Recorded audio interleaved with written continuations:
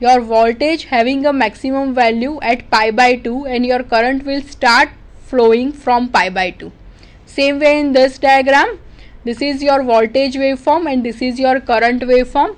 At 0 reference value, the magnitude of current is 0, but the magnitude of voltage is maximum. So the phase difference between voltage and current is 90 degree in inductive circuit. This is the phasor diagram of voltage and current. If you are consider a current as a reference quantity, so this is the vector which is represented the current quantity, and as we are discussed earlier, current is always lagging behind the voltage, so your voltage is over here. This is your VL. Now if you are consider voltage as a reference quantity, so it is like this. This is your voltage at the reference axis and current is lagging behind the voltage by 90 degrees, so it is over here. So this is the phasor diagram for voltage and current in an inductive circuit. Now one example is there. Consider a purely inductive circuit. The voltage across 0.2 Henry inductance is VL, which is equal to 100 sine 400t plus 70 degree volt. Determine IL, means the current passing through the inductor, and sketch the diagram. Now equation of voltage is given, which is 100 sine 400t plus 70. General equation of voltage is VL is equal to Vm sine omega t plus phi. So 400t will indicate omega t. So here your omega is equal to 400 and your angle is equal to 70 degree. Okay. So omega is equal to 400 radian per second. Unit of omega is radian per second. Now XL is the inductive reactance. As we are discussed earlier, XL is nothing but the omega into L. So omega is given, it is 400. L is also given, it is 0.2. So your XL is equal to 80 ohm. Now maximum current IM, which is equal to Vm by XL. Value of voltage is also given, it is 100 volt and XL is 80. So your current is 1.25 ampere.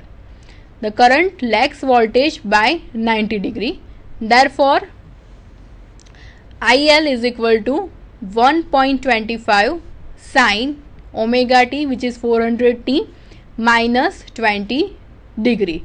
Because the angle of voltage is 70 degree and current lag behind the voltage by 90 degree. So the angle of current is minus 20 degree. So the phase difference between voltage and current is 90 degree.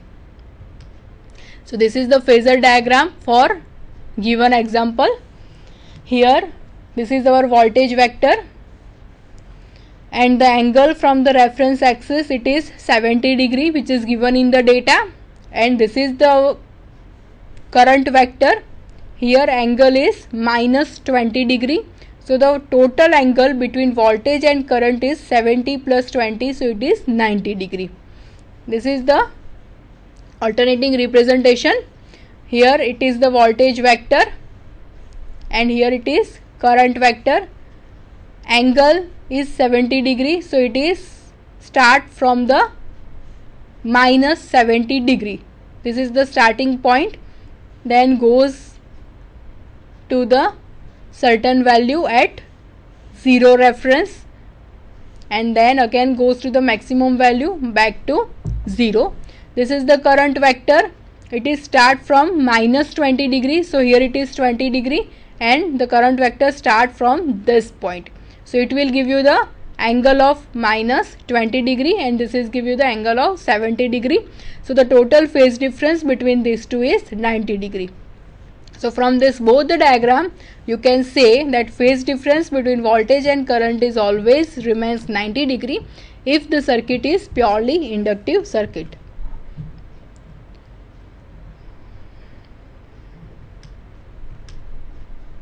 Now we are discuss about derivation of power in purely inductive circuit. The instantaneous value of the power will be given by P, which is equal to E into I. Equation of voltage and current, that is Em sin omega t, and if you are consider a voltage as a reference, then the equation of current is Im sin omega t minus pi by 2. So you can rewrite the equation like this. It is Em sin omega t, and sin omega t minus pi by 2 is nothing but the minus cos omega t. So it is minus Im cos omega t. So if you are simplify the equation, so it is equal to minus 2 Im sin omega t cos omega t by 2.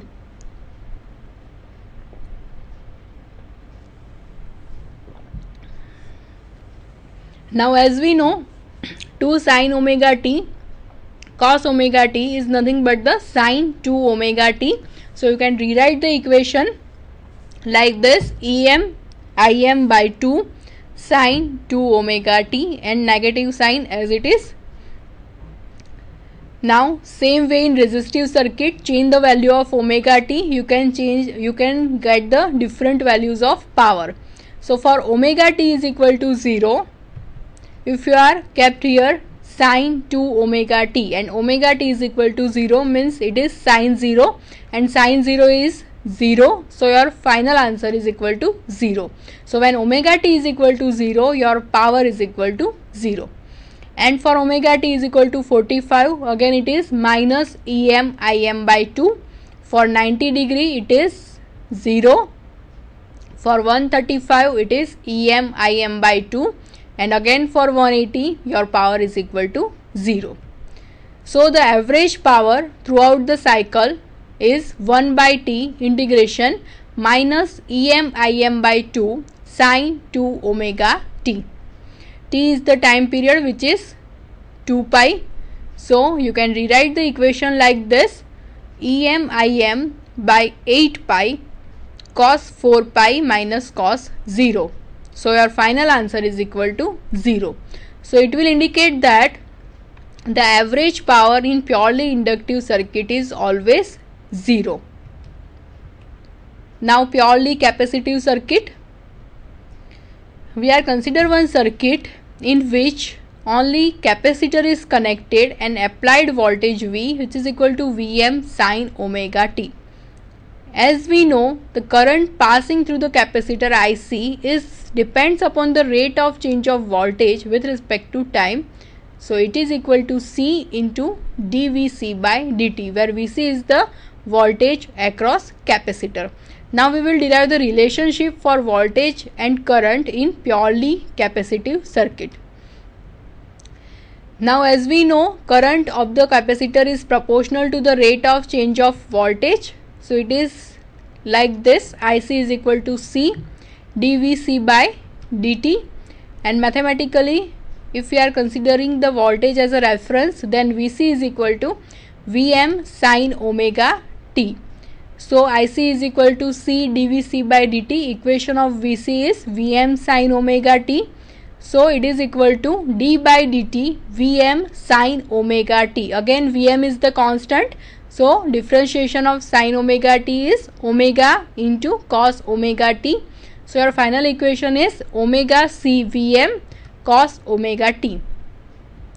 But we know that capacitive reactance of a capacitor, which is denoted by Xc, which is equal to 1 upon omega c, it is similar to resistance in a resistive circuit. So you can use the equation V is equal to IR if you are consider a capacitive circuit. So it is equal to V is equal to I into Xc.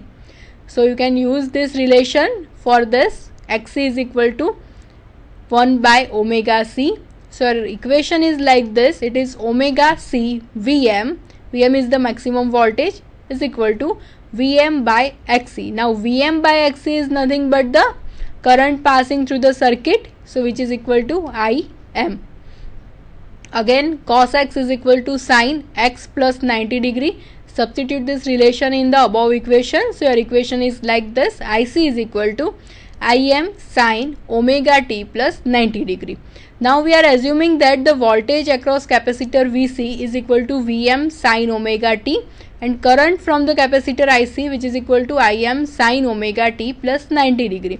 So it will indicate that the phase difference between voltage and current is 90 degree, but current is leading behind the voltage. In inductive circuit, current is lagging. In capacitive circuit, your current is always leading. If it is purely capacitive circuit, then angle is 90 degree, but if it is combination of circuit element, then your angle is varies between 0 to 90 degree. Thus in purely capacitive circuit, voltage lag current by 90 degree or current lead voltage by 90 degree. So these are the waveforms for voltage and current. As we are discussed earlier, this is the voltage waveform and this is the current waveform. Now current is leading by 90 degree. So here at 0 value, your voltage waveform having a 0 value, but current waveform having its maximum value. It will indicate that current is leading and voltage is lagging, and then it comes to 0 value. At that time, voltage having its maximum value. So from this waveform you can say that your current is always leading by 90 degree if it is purely capacitive circuit, or you can say the voltage of a capacitive circuit is always lagging behind the current by 90 degree. Now this is the phasor diagram of voltage and current. In first diagram, we are considering Vc as a reference, so voltage across capacitor as a reference, then this will indicate the IC vector, because current is always leading by 90 degree. So this is our reference axis and this is the current. Angle between these two is always 90 degree. Same way in second diagram, if we are considering Vc over here at angle 30 degree, then your IC is represented like this over here. Condition is that the angle between Vc and total angle between Vc and IC is 90 degree. So if you are placed Vc at minus 30 degree, so you have to draw your IC at plus 60 degree. So the total angle between these two is 90 degree. So this is the phasor diagram for purely capacitive circuit. Now we will solve an example. Consider a purely capacitive circuit. The current through 0.1 microfarad capacitor is IC is equal to 5 sin 1000 t plus 120 milliampere. Determine the voltage across capacitor. Now this 1000 t is a omega t, so your omega is equal to 1000 and your theta is equal to 120 degree. So current is given to you, value of capacitor is given to you, you have to find the voltage across capacitor. So as we are discussed, omega is equal to 1000 radian per second. Now Xc is the capacitive reactance. Equation of Xc is 1 upon omega c. Now omega is equal to 1000. C is the capacitor, which is equal to 0.1 microfarad. So 1000 into 0.1 micro is equal to 10 kilo ohm. This is your capacitive reactance. Now the voltage lags current by 90 degree. Therefore Vc is equal to 50 sin 1000 t plus 30 volt. So the equation is given to you. So Vm is equal to Im into Xc. Im is equal to 5 milliampere. Xc is already found, which is 10 kilo ohm. So your answer is equal to 50 volt. So this is the phasor diagram of the given data. This is our Vc, this is our IC. Now angle from the reference axis to the Vc is 30 degree and the total angle from the reference axis to the IC is 120 degree. It is given in the data. Here 120 degree is the given in the data. and it is a purely capacitive circuit, so phase difference between voltage and current is 90 degree. So obviously your VC is placed at 30 degree. So your final angle between VC and IC is 90 degree. The same thing is represented by a alternating quantity. It is like this. Your IC having a phase difference of 120 degree. Here it is 120 degree. So it starts from here and then complete one cycle, and your VC having a phase difference of 30 degree. So it is start from here. So from this diagram you can also see that the phase difference between these two is 90. Here also phase difference between these two is 90 degree.